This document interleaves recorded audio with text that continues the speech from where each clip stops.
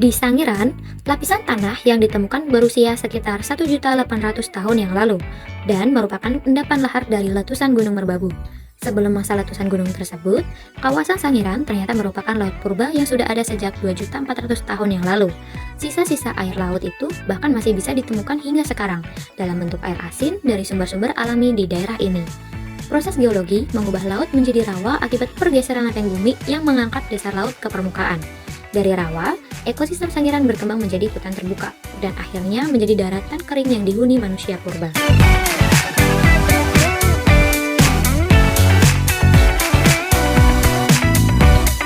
Lapisan tanah yang ditampilkan dalam museum menggambarkan masa laut purba, rawa, hingga daratan kering.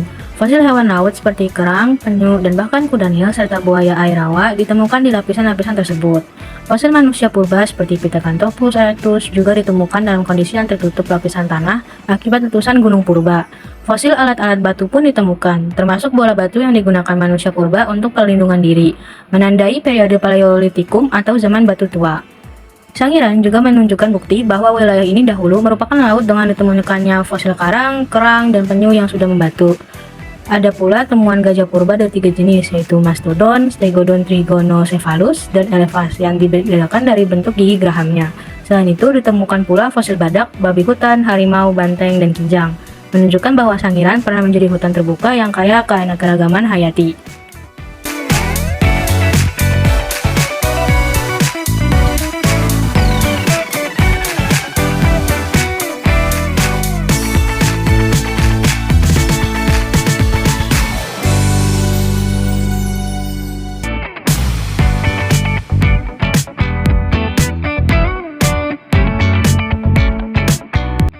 Saat ini, Sangiran tidak hanya menjadi tempat penelitian arkeologi, tetapi juga geologi dan antropologi. Museum-museum cabang seperti di Manyarejo, Krikilan, dan Dayu mewakili aspek ekskavasi, lapisan tanah, dan budaya manusia purba. Lalu di luar bangunan, pengunjung juga bisa menyentuh replika fosil asli seperti gigi gajah, geraham kuda nil, dan tulang paha manusia purba. Melalui penemuan ini, pengunjung pun dapat memahami bagaimana kehidupan manusia purba yang berburu, hidup berkelompok, dan mengalami perkembangan kognitif. Terakhir, teori evolusi manusia pun disinggung dalam museum ini, termasuk jalur migrasi dari Afrika, penyebaran Homo erectus hingga ke Nusantara, dan bagaimana manusia terus beradaptasi dari waktu ke waktu. Dari lapisan tanah hingga replika, tengkorak dan alat bantu, semua bercerita tentang perjalanan panjang kehidupan di Sangiran, sebuah situs yang menjadi saksi bisu evolusi manusia di Indonesia juga dunia.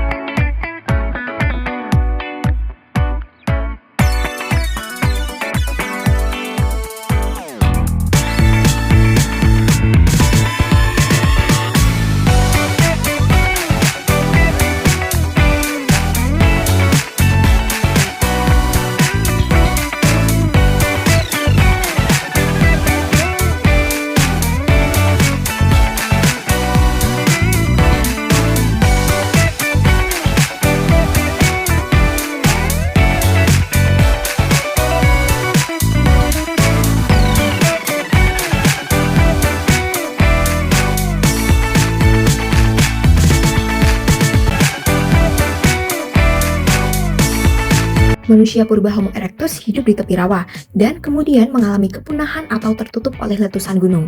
Sangiran menjadi salah satu situs terpenting karena menyimpan bukti evolusi manusia yang lengkap. Meganthropus pelojavanicus, Pithecanthropus erectus, hingga Homo sapiens ditemukan di sini.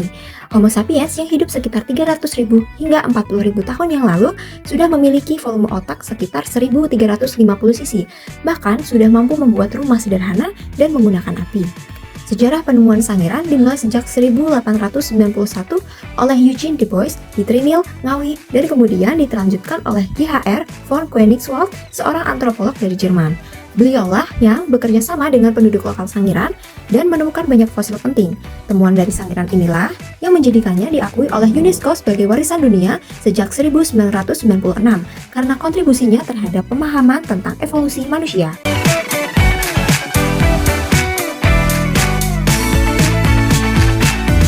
Lapisan tanah diatomi merupakan hasil dari proses pengendapan yang berlangsung sangat lama, terbentuk dari campuran bumi vulkanik, lumpur laut, serta sisa-sisa plankton dan ganggang laut mikroskopis. Nah, endapan ini kemudian mengalami transformasi alami yang membentuk lapisan tanah diatomi berwarna putih yang khas.